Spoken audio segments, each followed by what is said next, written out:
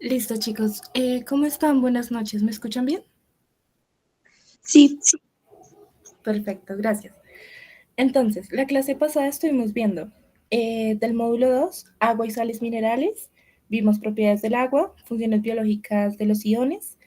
Asimismo, vimos biomoléculas orgánicas, entre las cuales estaban carbohidratos, lípidos, proteínas, ácidos nucleicos y vitaminas. De esa clase se dejó esta tarea. Entonces, vamos a revisar primero la tarea y luego continuamos con la clase número 4. Entonces, vamos a leer la pregunta. La cohesión del agua permite formar gotas, mientras la adhesión la une a otras superficies. Juntas explican fenómenos como la capilaridad. Acá vemos una imagen sobre esto. La pregunta es, ¿cómo contribuyen estas propiedades al transporte de savia en plantas? A. La cohesión evita la evaporación. B. La adhesión atrae iones minerales. C. Ambas permiten ascenso contra gravedad. D. Solo la capilaridad regula la temperatura. Los estoy leyendo por el chat, igual cualquier cosita.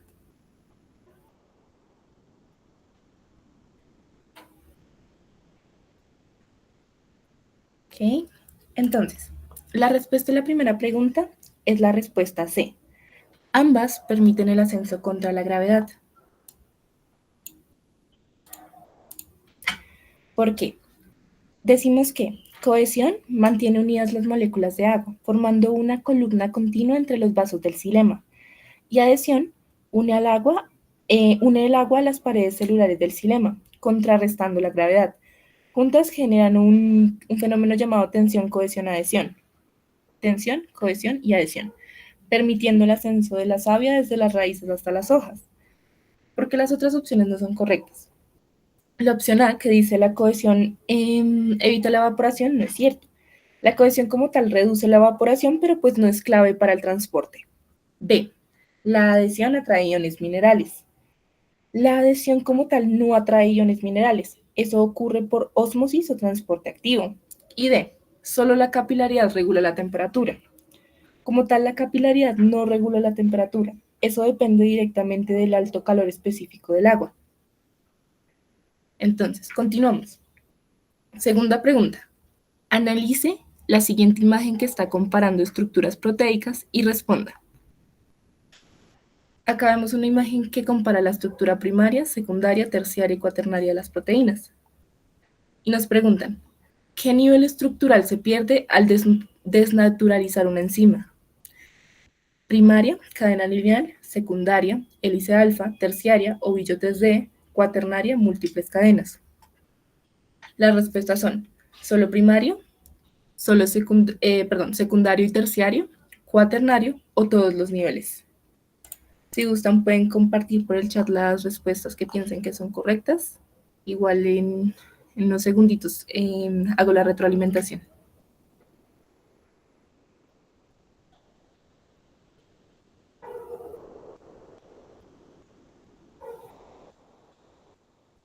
Ok.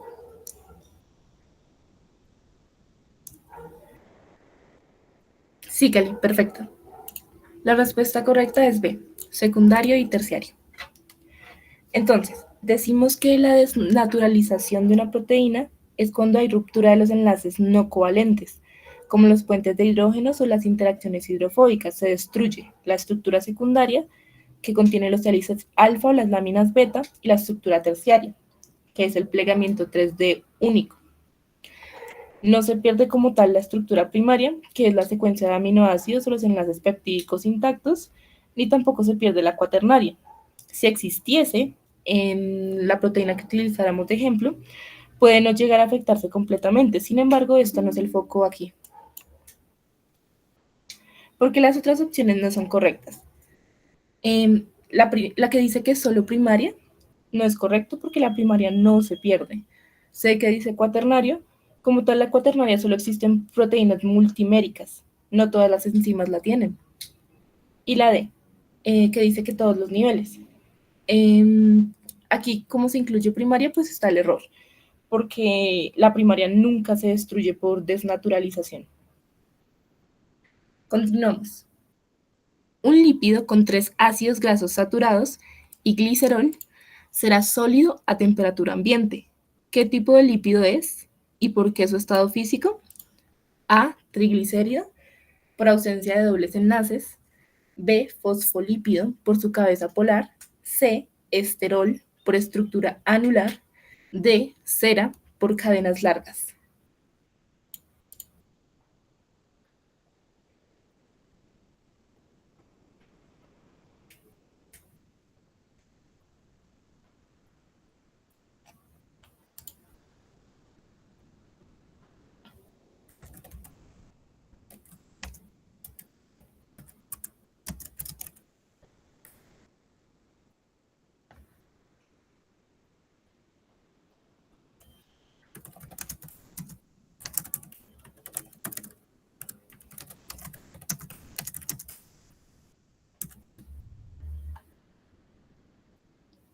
Ok, Chloe compartió una respuesta. ¿A alguien más le gustaría compartir una respuesta antes de que resuelva la pregunta?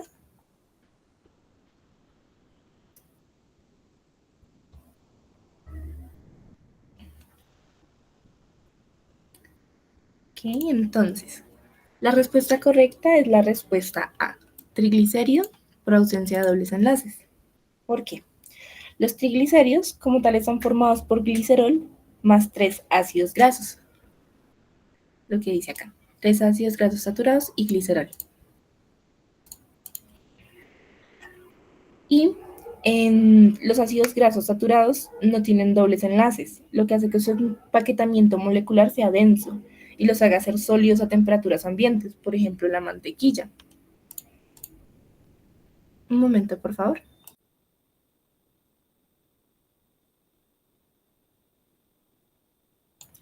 Ok, entonces, las otras respuestas, por ejemplo, la B que dice fosfolípidos, ellos tienen solo 2 ácidos grasos, más un grupo fosfato, y se encuentran líquidos o en micelas. La respuesta C que dice esteroles, esterol. Los esteroles como tal tienen estructura anular, un ejemplo de esto es el colesterol, pero no son triglicéridos. Y la respuesta D que dice cera, estos son ésteres de ácido graso más un alcohol largo. Como tal, no se forman con glicerol. Entonces, continuamos. 4. Analice la siguiente tabla comparativa de vitaminas y responda. Aquí tenemos la vitamina A, la vitamina B12 y la vitamina D.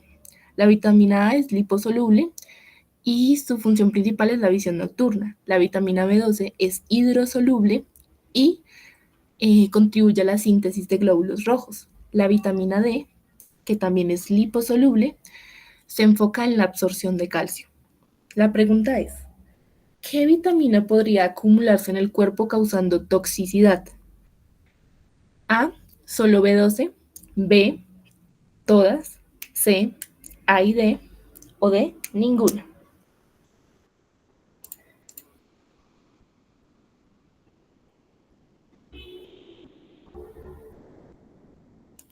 Okay. Sí, Chloe, perfecto. La respuesta correcta es la respuesta C, A y D. Entonces, la explicación aquí es que las vitaminas liposolubles, por ejemplo, la vitamina A, la vitamina D, la vitamina E y la vitamina K, se almacenan en tejido adiposo e hígado. Los tipos de toxicidad más comunes son toxicidad por vitamina A y toxicidad por vitamina D. La de vitamina A causa daño hepático y genera defectos congénitos. Y la vitamina D llega a generar hipercalcemia o daño renal. Como tal, las que no se acumulan son las vitaminas hidrosolubles, un ejemplo, la vitamina B o la vitamina C, ya que estas se excretan por la orina. Por ejemplo, las otras opciones, la que decía solo B12, la opción A, la vitamina B12 como tal se almacena, pero rara vez causa toxicidad. La vitamina B, que dice todas. Aquí habría una falacia porque pues las vitaminas hidrosolubles no se acumulan en el cuerpo. Y D, que dice ninguna, nuevamente es un error porque pues las vitaminas liposolubles sí se pueden acumular en el cuerpo. Vamos con la última pregunta, la 5. De acuerdo con las siguientes afirmaciones sobre carbohidratos, responda. Entonces tenemos afirmación 1. El almidón y la celulosa son polisacáridos de la glucosa. Y la afirmación 2. Humanos digieren ambos gracias a enzimas específicas. Entonces, vamos a bajar esto un poquito, lo voy a correr para que se quede en la misma hoja. Y vamos a reducirlo aquí. Entonces, voy a leer el chat a ver si alguien compartió una respuesta.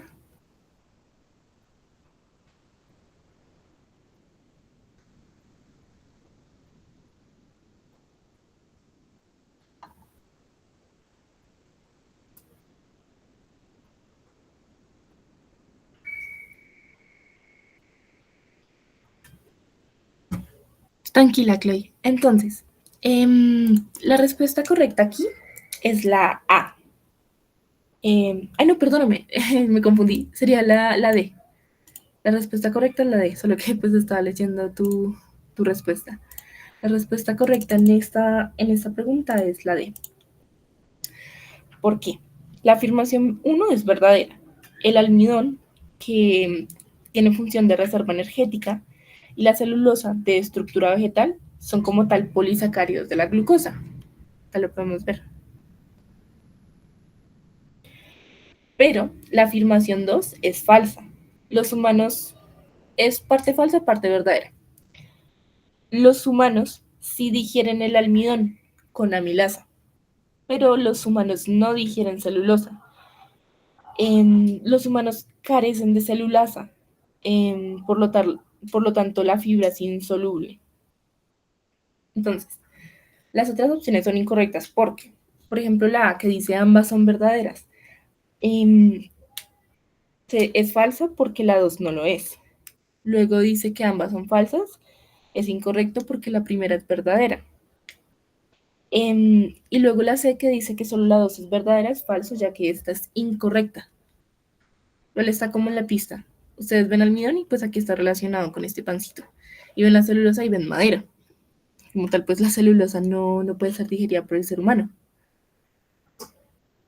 Entonces, con esto terminaríamos las 5 preguntas de la clase pasada.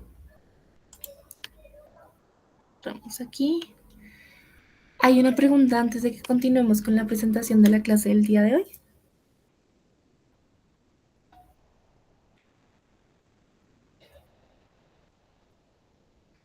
Hola, sí, es que yo me preguntaba si podrías enviarme como el link del Drive. Es que apenas entré al grupo de WhatsApp, entonces no sé cómo es.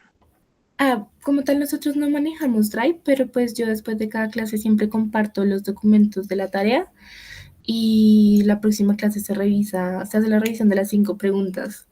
Pero si quieres, ahorita que termine la clase comparto la tarea del día de hoy y las 3 tareas anteriores que han habido, pues como para que puedas repasar un poquito. Sí, porfa, gracias. Dale, con gusto. Entonces, seguimos con módulo 2. El día de hoy vamos a ver enzimas y metabolismos, así como procesos energéticos. Entonces, denme un momento y ya comparto la presentación. Vamos a ver, debería estar aquí. Listo, ¿me confirman si pueden verlo bien? Sí, se ve bien. Listo, perfecto. Entonces, a ver. Ok. Entonces, seguimos en el módulo 2, que es bioquímica y energía celular. Con la clase del día de hoy terminaríamos el módulo 2 y continuamos con el módulo 3. Pero pues eso lo veremos la siguiente clase, martes más o menos a la misma hora. Entonces, vamos a hablar de enzimas y metabolismo. Iniciamos con cinética enzimática.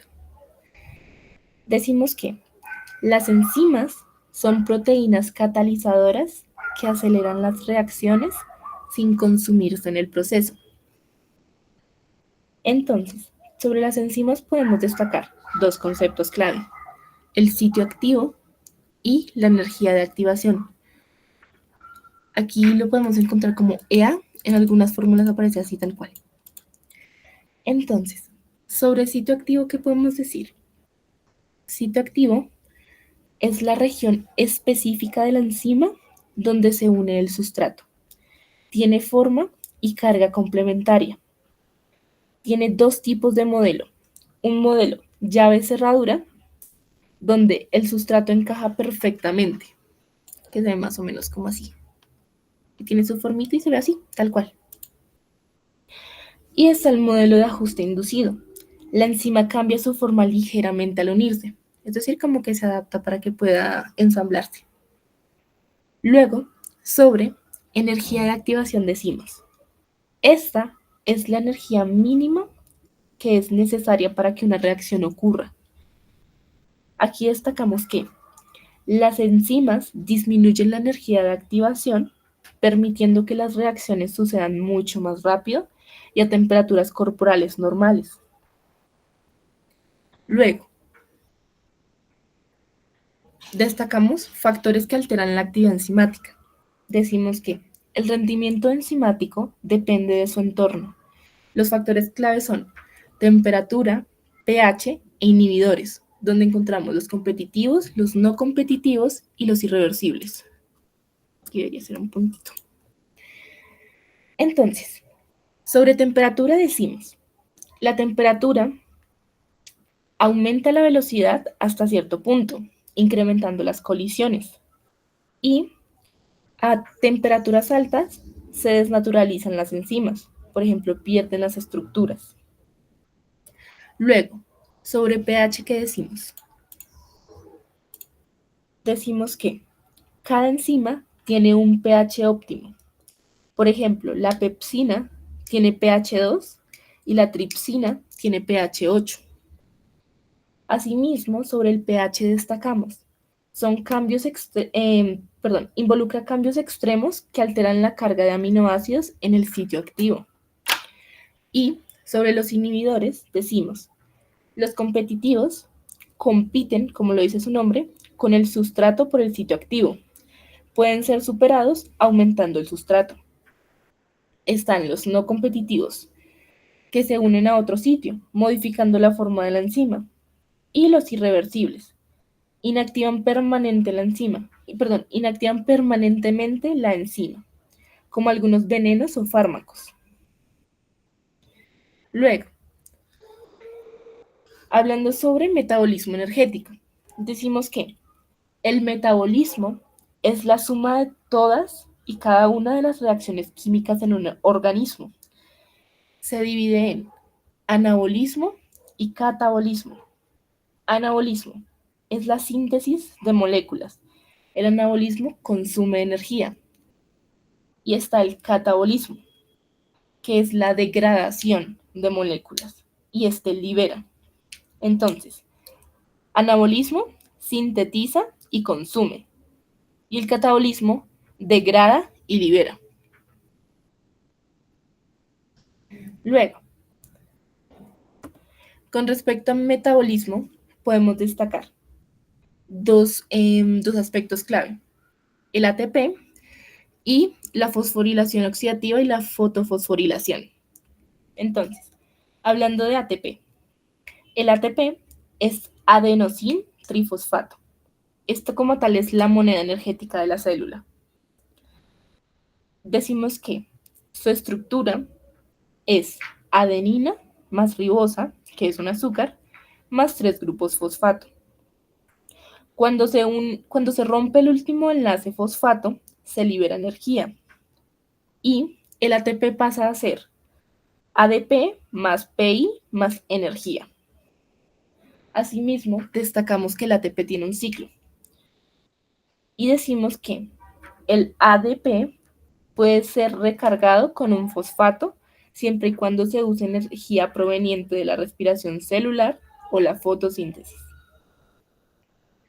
Por otro lado, sobre la fosforilación oxidativa y la fotofosforilación, decimos que fosforilación oxidativa ocurre en las mitocondrias durante la cadena respiratoria Este usa el transporte de electrones para bombear hidrógeno y formar ATP mediante la ATP sintasa.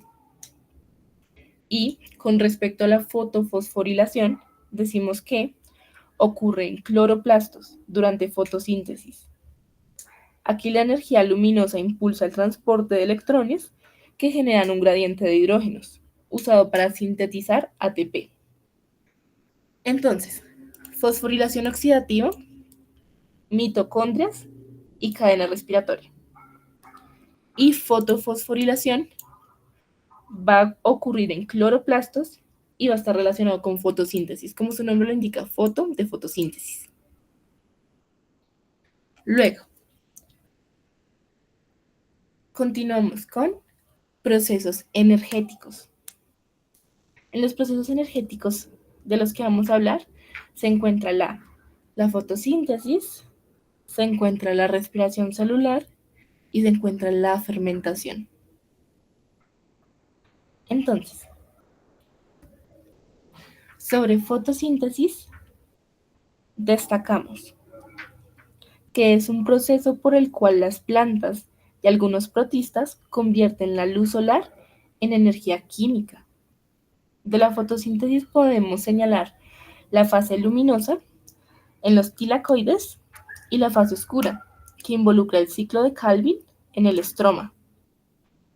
Entonces, sobre fase luminosa decimos que están procesos como la fotólisis del agua. Aquí se rompe el agua y se libera oxígeno, hidrógenos y electrones. Está el fotosistema 2, que capta los fotones, excita los electrones que entran a la cadena transportadora de electrones.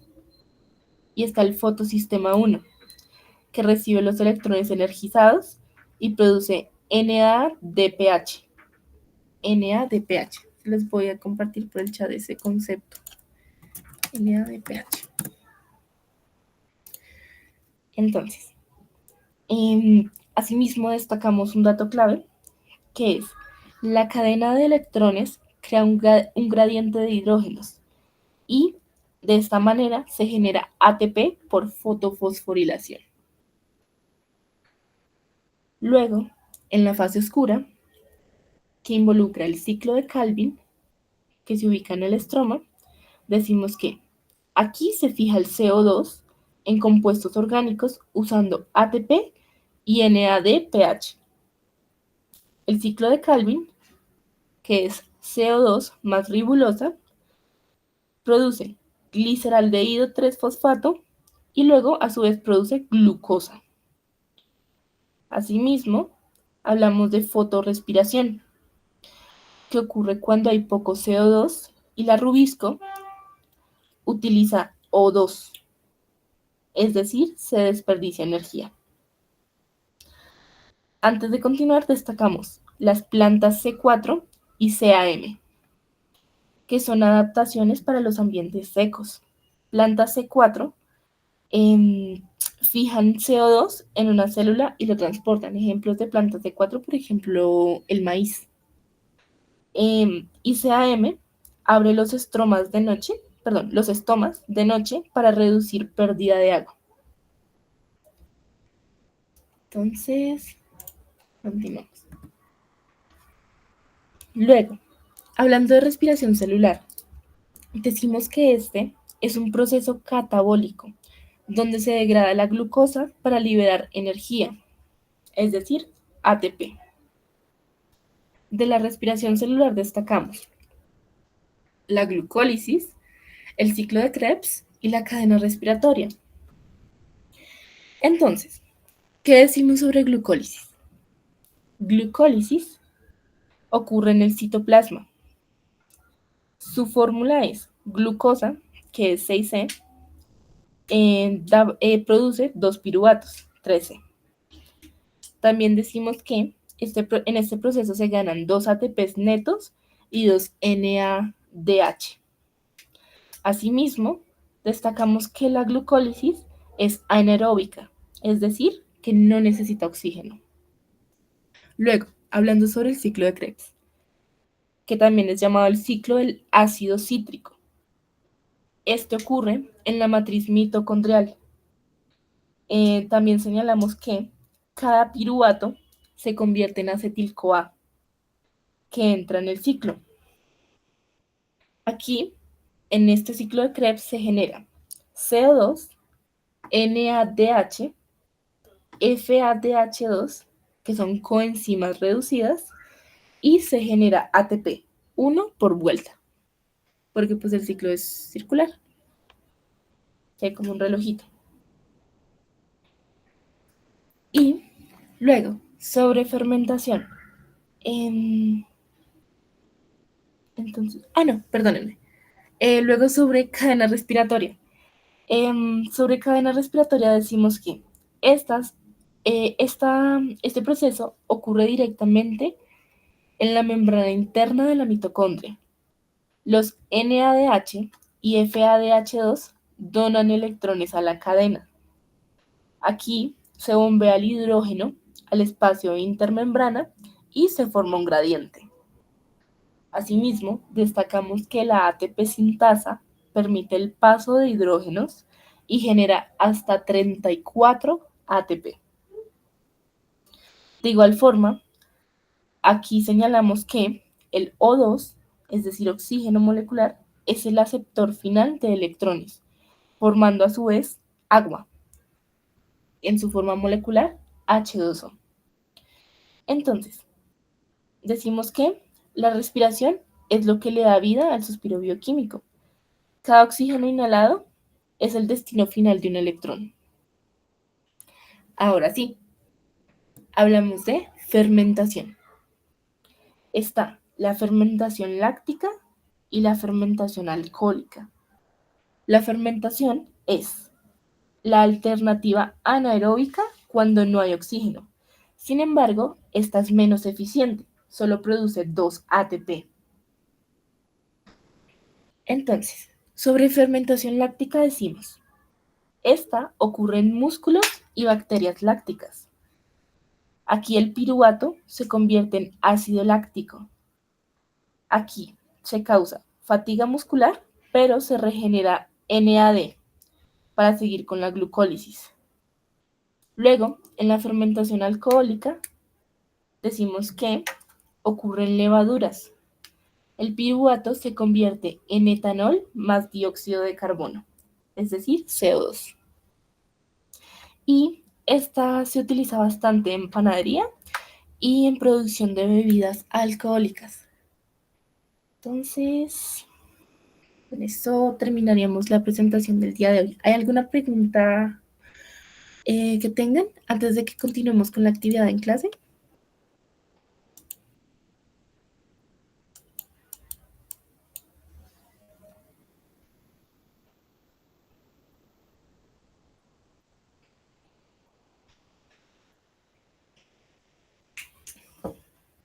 Listo, perfecto. En ese caso, denme un momentito y ya les comparto el Kahoot. No me demoro.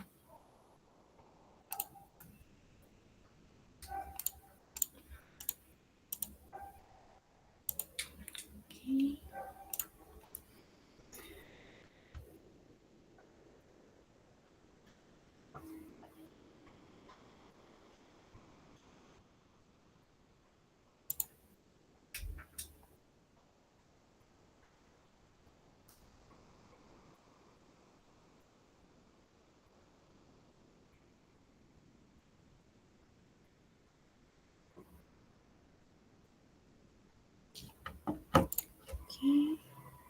Listo, entonces, un momentito y les comparto la pestaña.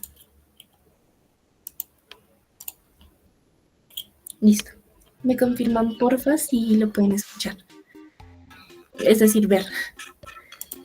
De igual forma que les comparto el enlace por el chat. Recuerden que solo se pueden entrar 10 personas, entonces, para que lo tengan en cuenta por si acaso. Voy a esperar a que se unan y inicio como en 3-5 minutitos.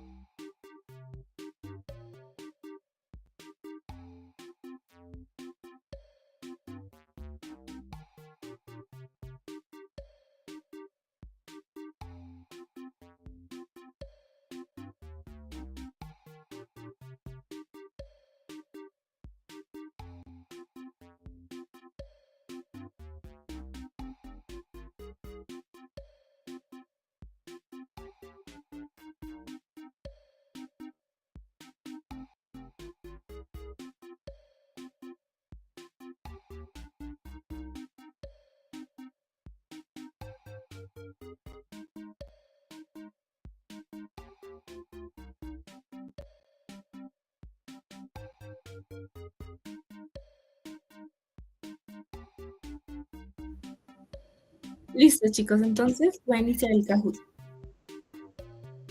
Tenemos 3 personitas. Creo que falta Kelly. O no sé.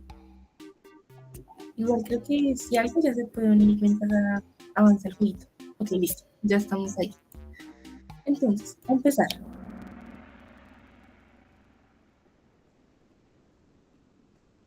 Entonces, ¿qué componente de una enzima se une al sustrato? A, sitio activo. B, centro alostérico. Cofactor. Dominio regulatorio.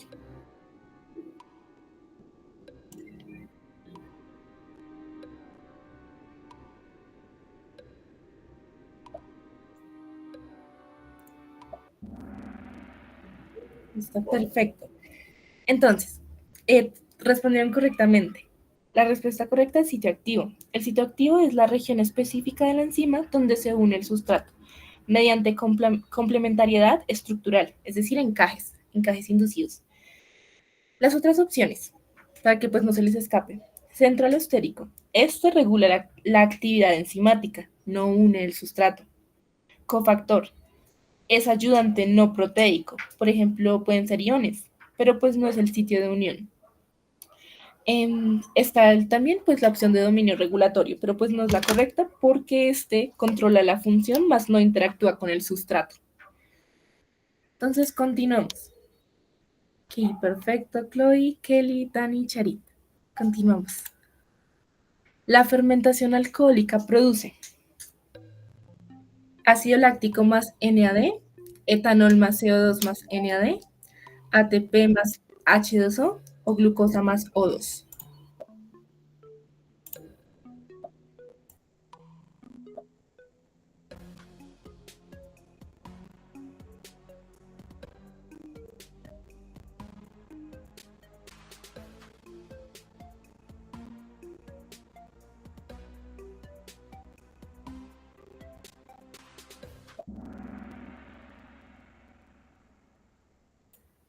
Ok, perfecto.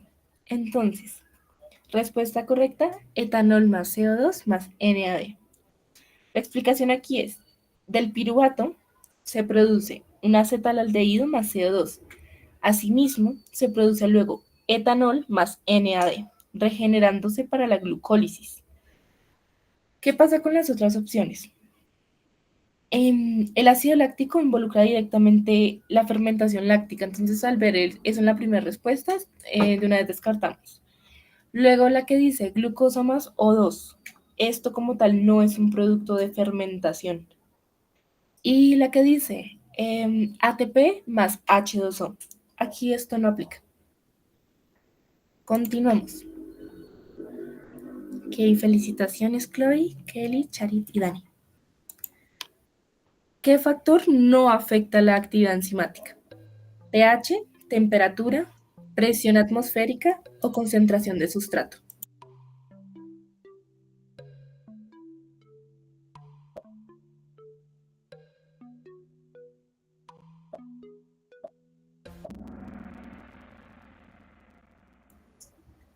Ok, entonces, el factor que no afecta la actividad enzimática es la presión atmosférica. ¿Por qué? La presión como tal no altera las enzimas en las condiciones biológicas típicas, excepto en extremófilos de fondos oceánicos. O sea, extremófilos, condiciones muy extremas de ambiente. Luego, las otras opciones. La que dice pH y temperatura. El pH y la temperatura alteran la estructura terciaria de las proteínas, es decir, alterando de una vez la actividad enzimática. Y la que dice concentración de sustrato. Esto como tal determina velocidades de reacción, no como tal actividades. ¿Ok? Continuamos. Ok, perfecto, Chloe, Charit, Dani, Kelly y Dani. Creo que es Daniel. Entonces, el ATP libera energía principalmente ¿cuándo? Se añade un grupo fosfato, se oxida la ribosa, se hidroliza en el enlace fosfodiéster o se rompe el enlace fosfanhídrido.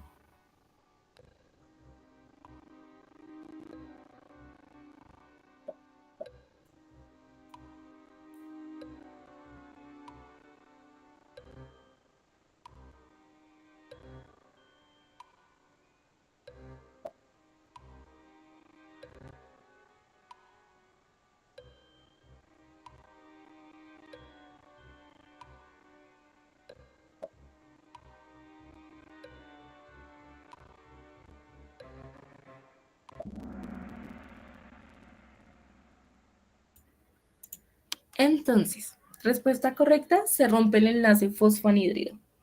¿Qué pasa?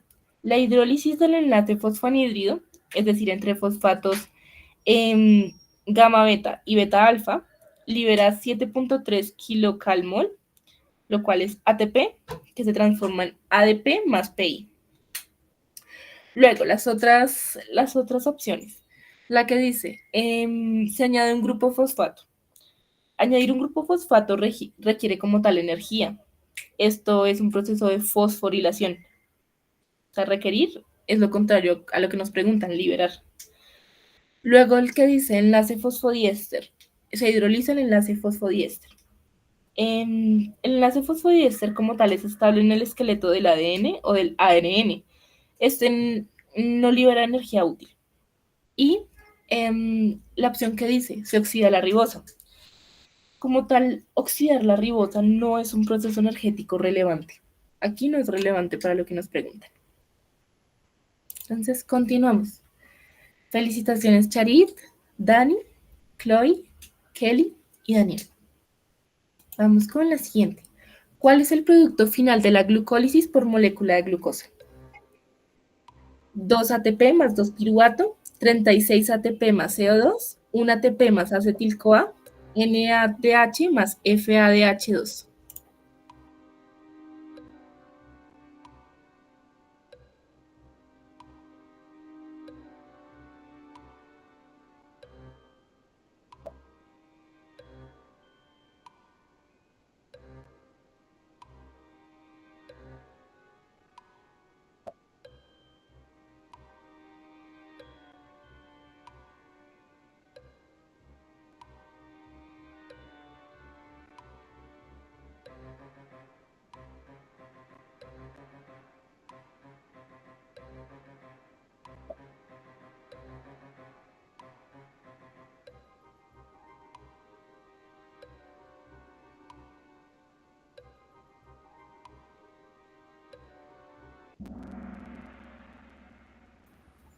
Listo, entonces, respuesta correcta, 2 ATP más 2 piruvato.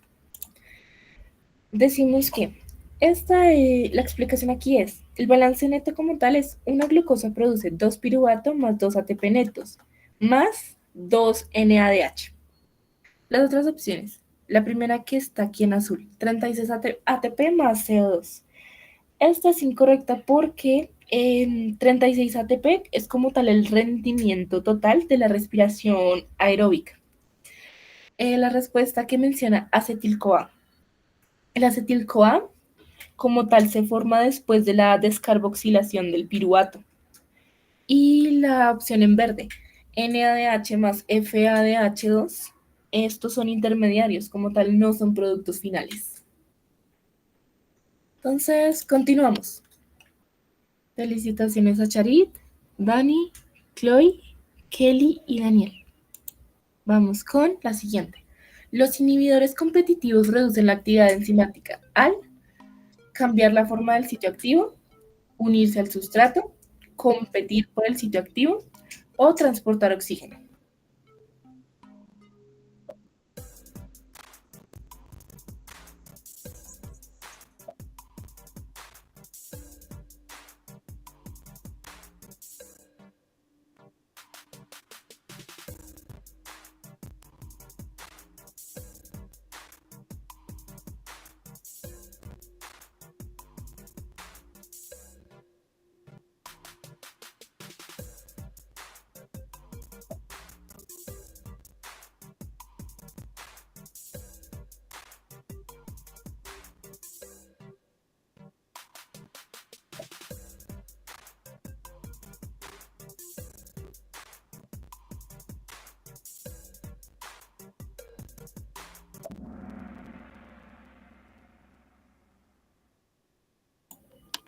Ok, entonces, respuesta correcta, competir por el sitio activo.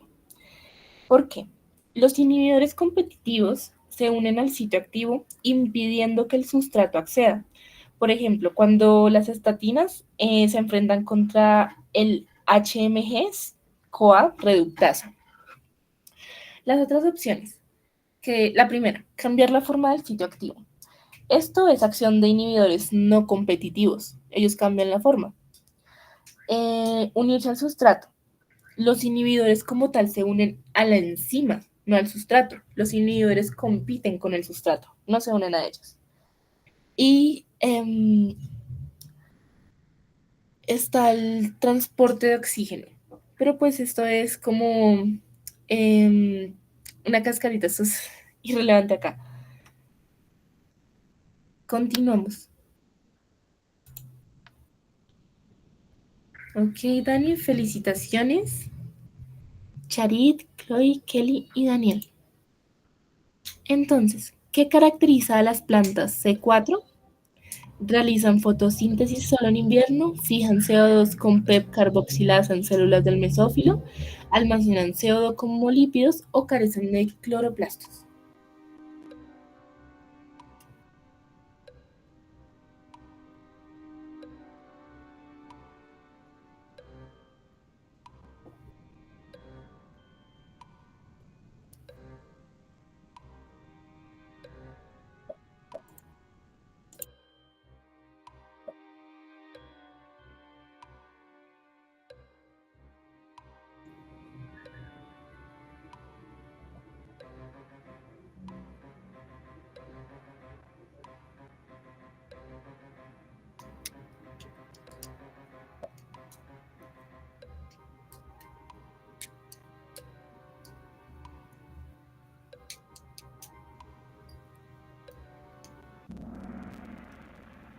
Está perfecto. Entonces, lo que caracteriza a las plantas C4 es que estas fijan CO2 con PEP carboxilasa en células del mesófilo.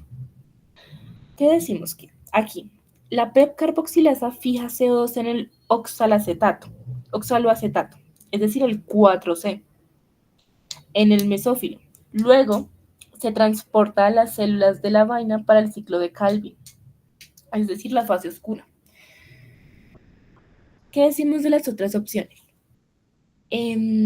Aquí se realizan fotosíntesis solo en invierno. Esto como tal no es específico. Esto puede pasar con muchas plantas. Entonces es una respuesta muy abierta. Entonces buscamos algo más específico porque habla de caracterizar. Luego dice, almacenan CO2 como lípidos. Aquí las C4 almacenan intermediarios C4, es decir, ácidos, no lípidos. Y la respuesta que dice, carecen de cloroplastos.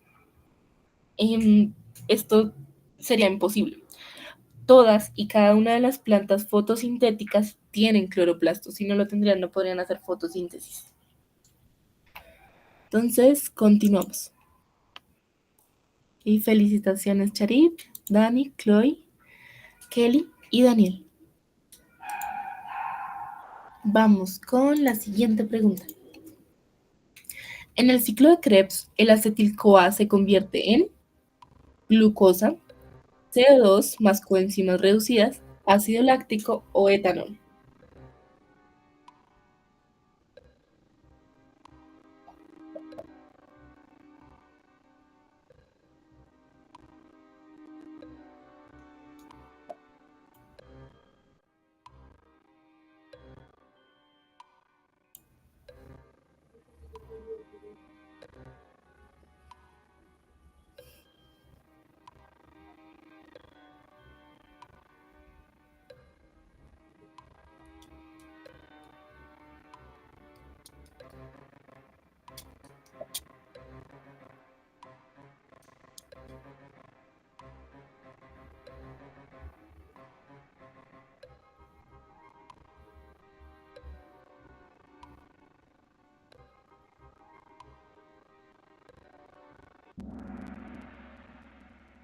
Ok, perfecto. En el ciclo de Krebs, el acetil-CoA se convierte en CO2 más coenzimas reducidas.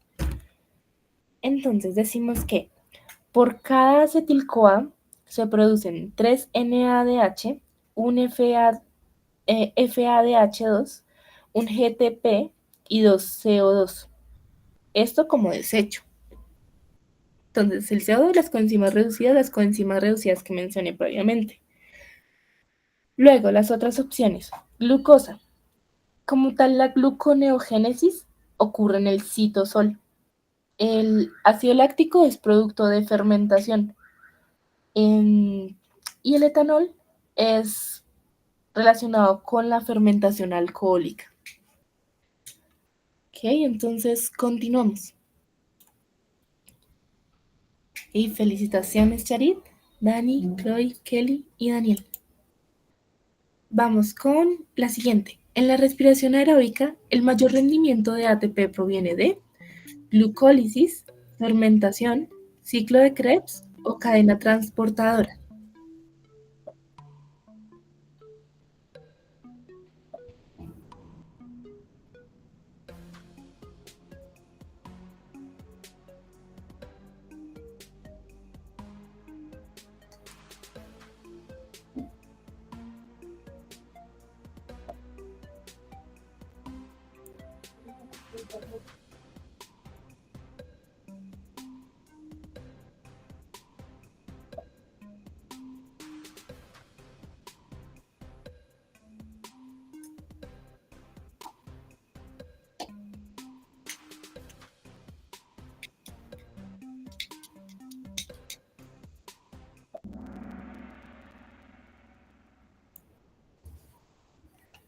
Ok, entonces, en la respiración aeróbica, el mayor rendimiento de ATP proviene de la cadena transportadora. Decimos que se generan 28 a 34 ATP por glucosa, mientras que se generan 2 ATP de glucólisis y 2 ATP o GTP del ciclo de Krebs. Entonces, de glucólisis se generan solo 2 ATP netos. Del ciclo de Krebs, 2 ATP equivalentes. Y en la fermentación se generan máximo 2 ATP. Entonces, el mayor rendimiento siempre va a venir de la cadena transportadora. En glucólisis, fermentación y ciclo de Krebs, máximo 2 ATP. Entonces, continuamos. Listo, felicitaciones. Continuamos aquí. Pregunta 10. En la fosforilación oxidativa, el ATP se sintetiza gracias a fotólisis del agua, fijación de CO2, gradiente de protones o fermentación.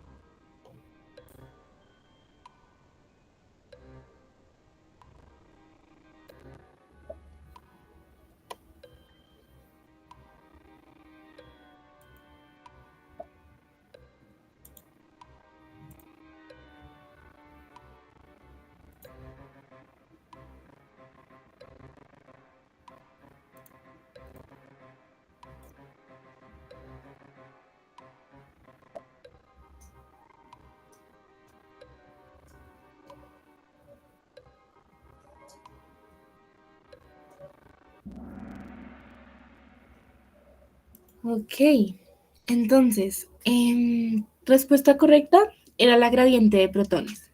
Desafortunadamente, pues no la seleccionó nadie.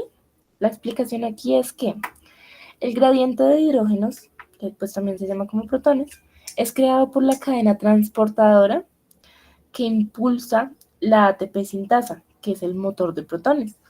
Las otras opciones, por ejemplo, fotólisis del agua. Esto es exclusiva de la fotosíntesis. Fijación de CO2. Ocurre esto en el ciclo de Calvin. Y fermentación. Esto como tal no genera ATP por fosforilación oxidativa. Entonces, seguimos más o menos igual en la tabla. Continuamos. Pregunta 11. La enzima ATP sintasa funciona gracias al flujo de protones, que son hidrógenos, electrones, moléculas de oxígeno, también llamado O2, o CO2, también llamado dióxido de carbono.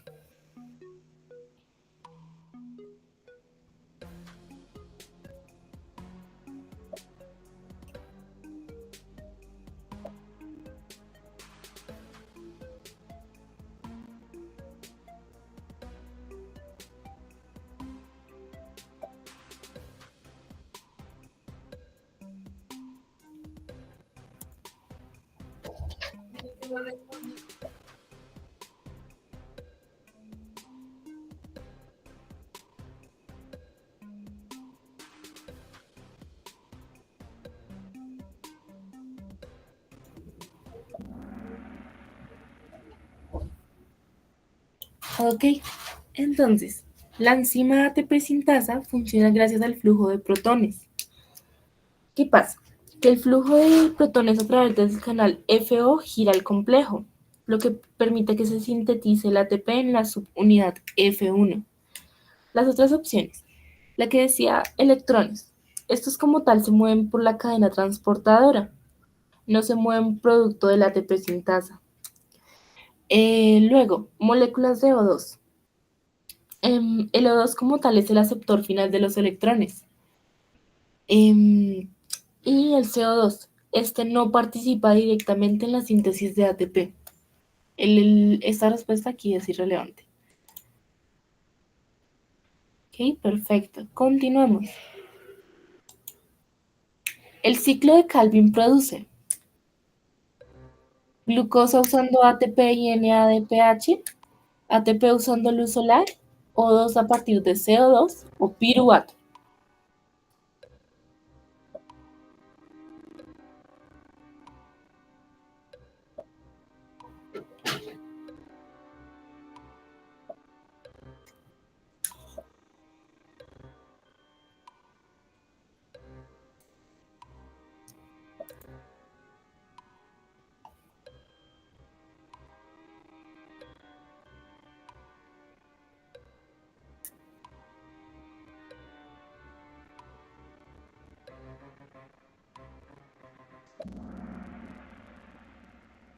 Ok, perfecto, sí. Entonces, el ciclo de Calvin como tal produce glucosa al usar el ATP y el NADPH.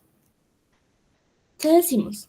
Que se fija el CO2 en los azúcares, por ejemplo el gliceraldehído 3-fosfato, usando ATP y NADPH en las fases de las fases luminosas.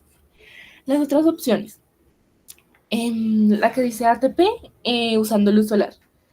Esto como tal se produce directamente en la fase luminosa. El O2, a partir de CO2, proviene directamente de la fotólisis del agua. Y el piruvato es producto de la glucólisis, no del ciclo de Calvin. Entonces, continuamos. Ok, felicitaciones a Charit, Dani, Chloe, Kelly y Daniel. Siguiente. ¿Qué procesos usan las plantas CAM para reducir la fotorrespiración? Separación espacial de pasos, fijación nocturna de CO2, mayor concentración de rubisco o eliminación de estomas.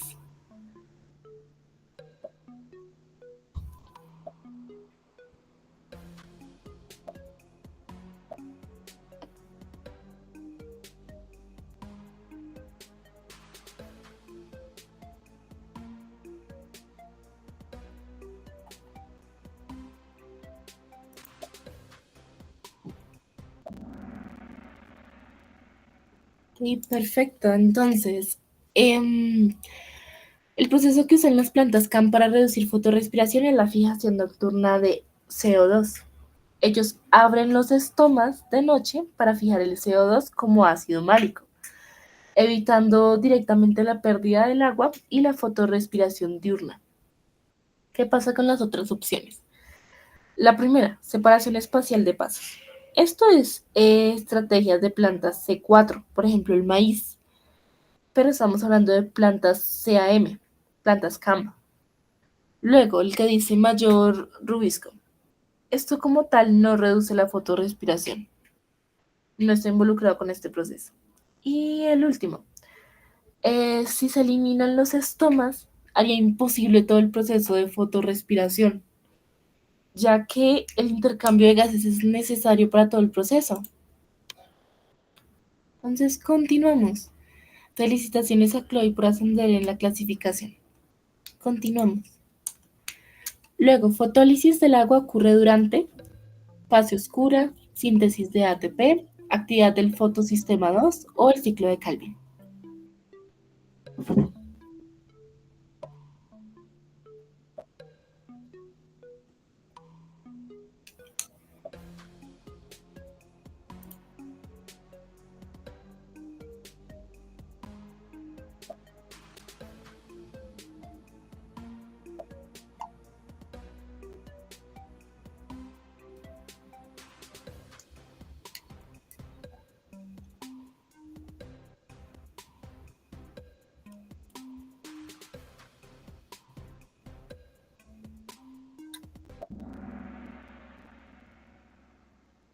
Ok. Entonces, fotólisis del agua ocurre durante la actividad del fotosistema 2. ¿Qué pasa? El PSI, el PSII rompe el agua en una reacción de dos moléculas de agua, 2H2O, produciendo 4 protones, es decir, 4 hidrógenos, más 4 electrones, más oxígeno, es decir, O2. Esto hace que se repongan los electrones perdidos. ¿Qué pasa con las otras opciones? La fase oscura. La fase oscura no requiere ni luz ni fotólisis. Síntesis de ATP. Aquí en la fotofosforilación se usa el gradiente de protones o de hidrógenos y el ciclo de Calvin. En el ciclo de Calvin se fija el CO2 sin involucrar el agua directamente. Entonces, continuamos. Y felicitaciones a Chloe. Ya solo nos queda una pregunta. En la fermentación láctica, el piruvato se convierte en acetil-CoA, ácido láctico, ácido cítrico o etanol más CO2.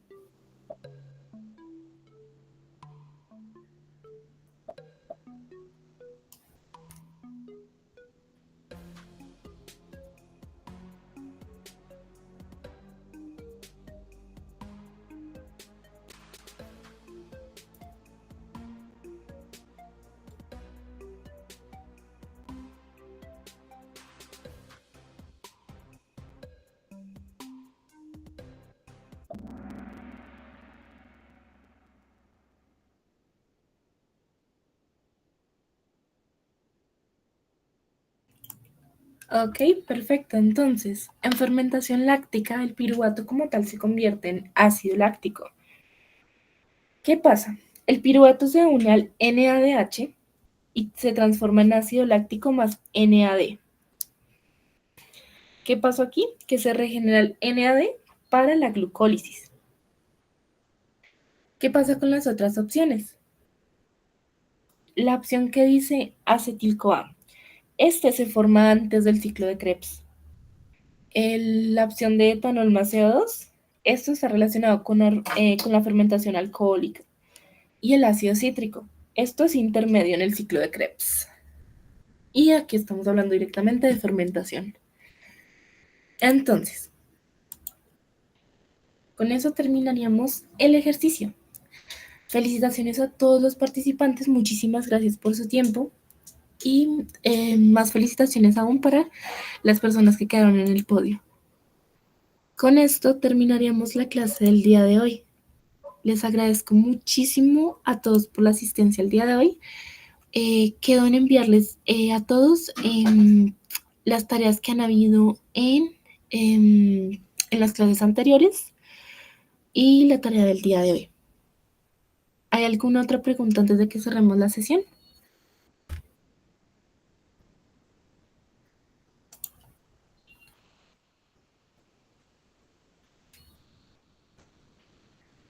Ok, creería que no.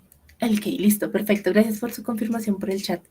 Muchísimas gracias a ustedes. Que tengan una feliz noche. Nos vemos la próxima semana, más o menos en esta misma franja. Que estén bien. Feliz noche.